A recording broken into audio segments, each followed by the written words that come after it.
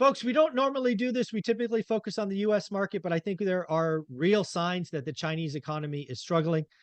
There are real signs that perhaps the leader might make some interesting choices to distract the community from what's going on. But let's talk with Taylor from Life Goal Investments, man. How you doing? I'm doing great, thanks. Yeah, this is the biggest outstanding risk in the market to me right now. This is what is called tail risk management. When you're thinking about building out a portfolio, tail risk is defined by something that is not likely. It doesn't have a high probability of playing out, but it is an event that if it does play out, becomes a seismic move in the markets. And I think this is a disruption that could potentially cause a seismic move in the market. Yeah, so let's first talk about what's going on in China. Again, you never, or at least I never really trust the economic data coming out. But when the Right. economic data coming out is bad, it's like they're not underreporting what's going on, right? Or overreporting. So whatever it is, they're not telling you, extra bad news. They want to make it as rosy as possible, and Correct. it's not good, right? You got youth unemployment over 20%. You've got, they're having to cut rates over there to spur lending. You just had Evergrande go bankrupt. Now their next builder is going to go bust. Nobody's buying homes. Just yeah, the whole wealth center of for the Chinese individual, because they don't have pensions and all of that, is housing, and it's breaking. Retail sales collapsing. The revenge spending never happened, and they have some real even demographic problems. This whole one child policy is coming back to No bite doubt. them in the ass, and they could have a really rough. I mean, it could be a version of a Great Depression that's going on over there. And I think the thing that's scary is they have a Xi Jinping is a rule with an iron fist, authoritarian leader, No doubt. who is very restrictive on what things can happen, what things can happen. And the reality is they opened from COVID much later than the rest of the world. And that was a determination at the top from Xi Jinping and all of his advisors that helped him make that decision. But at the end of the day, they opened later from COVID than everyone else did. And the expectation was that when they opened from COVID, the economy would boom. And that would drive a global boom in the economy because this is a new entrant with, I guess now it's technically the second largest population to India in the world out there spending money. You remember what happened in the United States? We went out and spent like crazy and drove on our economy, and we're still kind of doing that a little bit. And they expected that to play out in China as well. So when your expectations are here, and you come in here and people start pointing the finger at the person that determines when we get out of COVID, how the economy does, because he's that authoritarian, rule all, dictate all type leader. All of a sudden, that leader gets put in a corner and starts to have some red flags raised around him, and he starts to get a little nervous. Well, I think that's exactly going on. Again, consumers drive all economies. It's no different in China. It's probably different percentages and all of that. But what we really have going on in China, kind of from and I have family over there, right? My wife's from Taiwan. I've been to China. I've seen the ghost cities in person. I've been in it's true what they say. And um, consumers are saving. They're scared. They didn't like what happened with the lockdown, the iron fist. They're like, Right. they're not spending, they're saving. They were always savers. Let's not pretend like this is new information, but they've gone Correct. next level in backing off consumption. And yeah, I actually fear this is a, I guess, tail risk to your point, that Xi Jinping sees the masses being unhappy.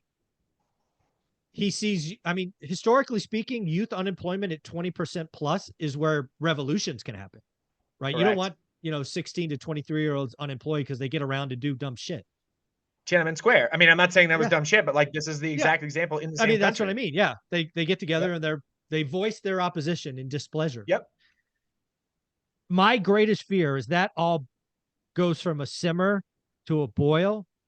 And what this authoritarian does to distract people Correct. is he does something very destructive, and he Correct. tries to take Taiwan by force. Correct. That's a Correct. fear I have. I That don't know where is to that place is it, my but fear that's as a well. fear. That is the biggest outstanding potential risk to the market. It is a tail risk that needs to be accounted for. Listen, like tail risk again, I go back to my definition. Like it's not probable. I'm not saying it's more likely to happen than not. But guess what? Even when there was 100,000 troops on the border of the Ukraine, everyone did not think that Russia was going to invade. And that tail risk played out. What happened?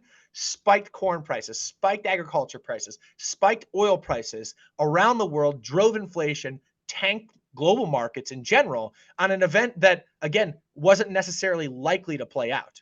But those tail risks are so incredibly important. And you can speak to this better than I will, but I guess I'll frame it a little bit and then you can speak to it. Is like the relationship between China and Taiwan is one that has a lot of history behind it, where at one point, Taiwan was a part of China, and then there was a separate, and maybe you can do better service to this than I can, but it is now China says that Taiwan is still a part of them. Taiwan feels they're not a part of them.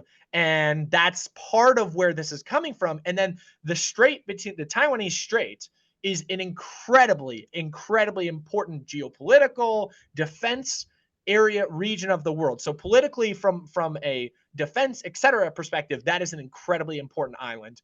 And then again, to the point of like, we talked about on the last episode, NVIDIA's chip production, the semiconductors around the world are built in Taiwan.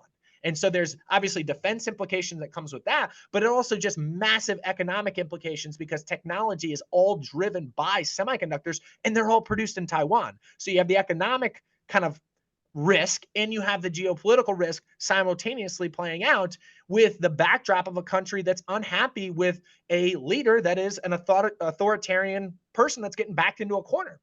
Yeah. Yeah. When you have an injured animal or a scared animal, those are when they're most dangerous. That is my fear, right? I don't think he's there yet, but it certainly seems to me to at least be boiling in that direction, right? The temperature is getting warmer. I obviously hope it backs off just because I just And so cannot right now, fathom that happening. also a current event that's playing out is we're about to get Taiwanese leaders in the United States. And Oh, that is yeah. just grinding the gears of Xi Jinping. And our explanation and Taiwan's explanation is this is just a routine meeting. And his explanation is this is confrontational. This is the United States saying that they will back Taiwan if we were to do something to them, et cetera, et cetera. And so, like, again, the pot is simmering, but a boil doesn't come that long after a simmer if things don't move in the right direction. What is the right direction?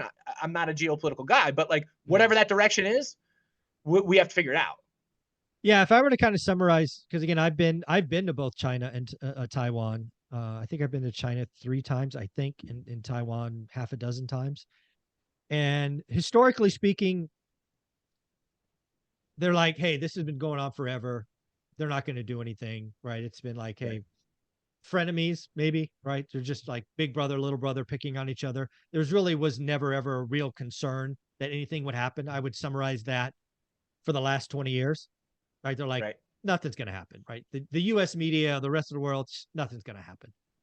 Right. Again, I sit here with no new family or friend information. It's just like, I know how scared dictators act.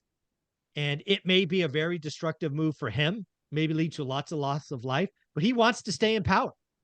Yeah. And Yeah. if there's a threat of a revolution in overthrowing him, he's going to do something. Maybe he comes down with an iron fist and everybody lives behind gates again. I don't know. But I'm looking at this scared. Who's his closest ally, his best friend politically? It's Russia. It's a guy. It's Vlad It's Putin. a guy in Russia. Yeah.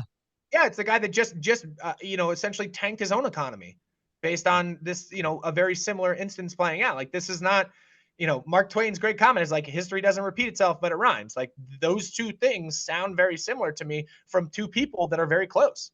Yeah. So again, folks, this is all tail risk. This is not meant to scare. It's just to share that really Chinese economy is struggling. For those of you that thought Chinese currency would become the next reserve currency of the world, I think you now could put that to bed. That's not happening. But anything you want to close on this? No, I would say this. The Barron's article that I read on this particular topic related it to Japan. And so you already made the demographic conversation, but also last month they had deflation. So their inflation went negative in Negative. China. We're not talking about inflation, disinflation. We're talking about deflation. Correct. And everyone's like, oh, great. Prices are coming down. That's not great. We've covered that in previous conversation, so I won't go there. But if you have a demographic issue from the one child policy that's been around for, better than me how long, and then secondarily, now you're starting to see deflation play out, and an aging demographic doesn't spend more money, and that can cause a deflationary spiral to start playing out, which is why they unexpectedly cut rates last week. There you go. Well, you're doing a lot of great stuff, Taylor. Where can people find you? Yeah, thanks so much, Michael. Find us at Life Goal Investments, and we're on both Instagram and on TikTok. Thank you, buddy. I appreciate you. We'll talk next week. Thank you.